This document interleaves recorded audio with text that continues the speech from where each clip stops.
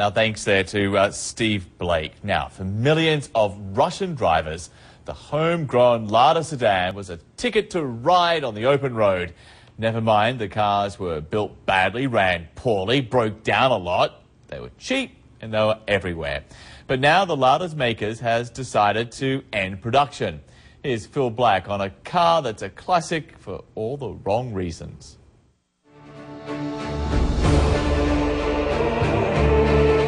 In Moscow today, you can't escape the Soviet Union. The symbols of its power, its traditions and its legacies are everywhere, including on its roads, where you'll still find the peak of Soviet car building.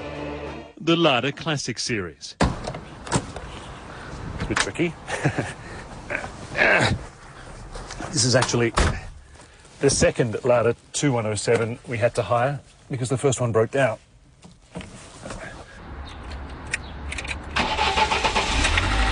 Classics were exported as the Riva, and they're famous around the world for being cheap, poor quality, and inspiring bad jokes. Like, what do you call a Lada at the top of a hill?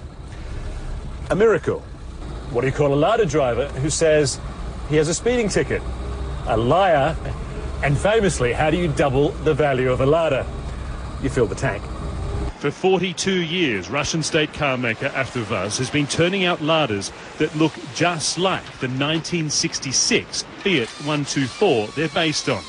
When CNN visited this plant 15 years ago, its managers admitted the cars were already long out of date. They continued to sell largely because of the price, as little as $4,000, and drivers had almost no choice. But as the Russian market flooded with international brands, sales dropped. So Lada is now finally killing off the classic. One highly opinionated British motoring journalist has declared this is the worst car in the world. It is certainly a unique driving experience. Despite poor ratings in safety, comfort, quality, speed, the Lada Classic Series continues to enjoy a very special place in the hearts of many Russians. Vasily Babashkin and his friends are restoring Ladas they inherited from their grandfathers. A much-loved feature of the Classics is their simplicity. They're cheap and easy to repair, with the skills handed down between generations. This was the era of the Soviet Union, Vasily says. The time when we were always first, the time of our grandfathers. It must be remembered. Lada Classics were once a status symbol. But this is now a country where you can see a Lada parked next to a Maserati, Bentley and Ferrari.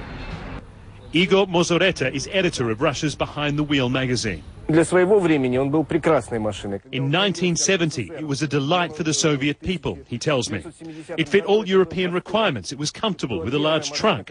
For its time, it was a beautiful car, but its time has passed. Lada and its international partners, Nissan and Renault, are now focusing on producing modern, affordable cars. And they're hoping to maintain a large slice of the Russian market, which is predicted to become Europe's biggest within a few years. But the classics won't disappear quickly. There are millions of them on Russia's roads, and like other Soviet hangovers, they've shown they can last.